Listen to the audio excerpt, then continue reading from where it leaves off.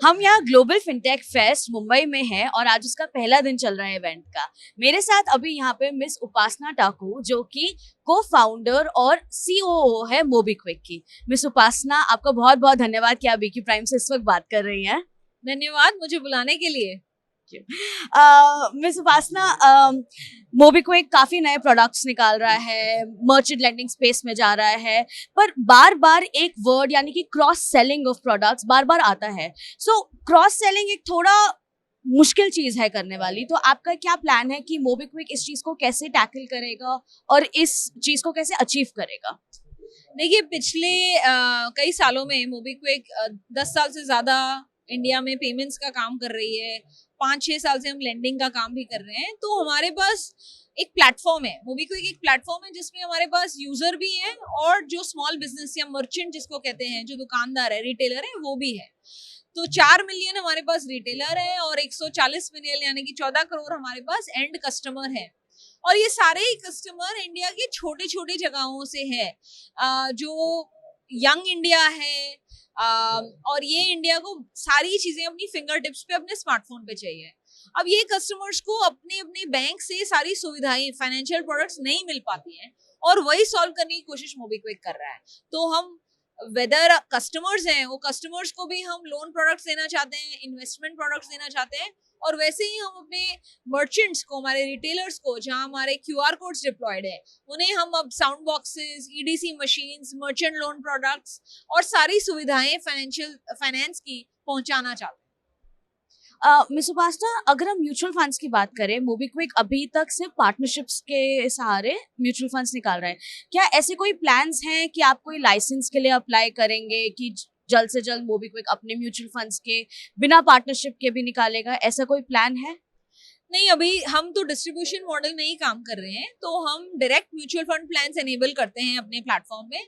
हम और भी इन्वेस्टमेंट प्रोडक्ट्स अपने प्लेटफॉर्म पे ला रहे हैं वाया पार्टनरशिप मॉडल ही। अभी हम आगे बढ़ रहे हैं, बट आइडिया इज कि अगर आप एक कस्टमर हैं जो मान लीजिए 50,000 या 1 लाख रुपए इन्वेस्ट करना चाहते हैं, अगर आप छोटी जगह में, अवेयरनेस कम है, तो आपके पास एफडी, एक पता है आपको, एफडी में डाल सकते हैं पैसे या अपने अकाउंट में रख सकते हैं।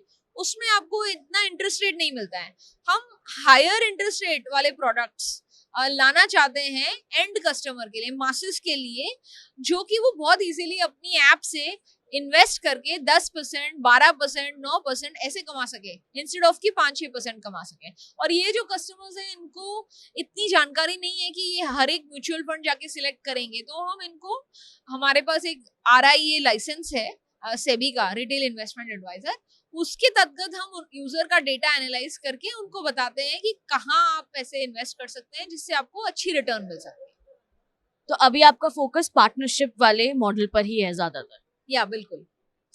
मिस उपासना, अगर हम आईपीओ की बात कर रहे हैं, 2021 के बाद दोबारा आईपीओ की बात नहीं की गई है अभी। इस बात पे आप हमें कोई क्लैरिफिकेशन देना चाहेंगे, या आईपीओ के क्या प्लान्स हैं? आप कब जाने का दोबारा सोच रहे हैं? देखिए, आईपीओ एक इम्पोर्टेंट अचीवमेंट है, माइलस्टोन है कंपनी के लिए, जो हम करना चाहते हैं।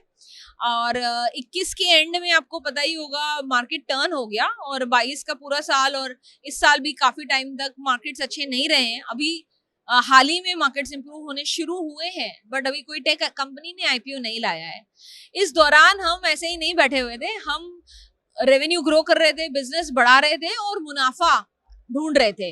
अब हमने पिछले 2 क्वार्टर्स में मुनाफा अचीव कर लिया है। इसकी घोषणा भी की है कि हम कंपनी प्रॉफिटेबल हो गई है। शायद पहली ही फिनटेक है इंडिया में जो हमारे स्केल पे है और प्रॉफिटेबल हो गई है।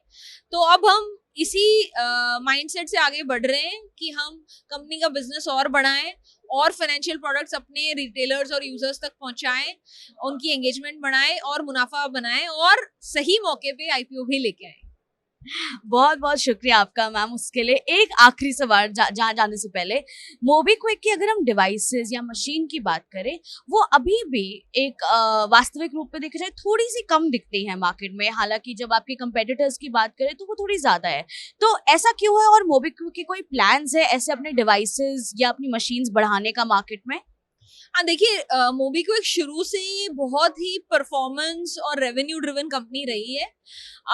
मोबीक्विक के 4 मिलियन यानी कि 40 लाख मर्चेंट्स हैं इंडिया में जो मोबीक्विक ने एक्वायर किए हैं। इन सभी पे आपको मोबीक्विक का क्यूआर कोड दिखता था और दिखता है अभी भी।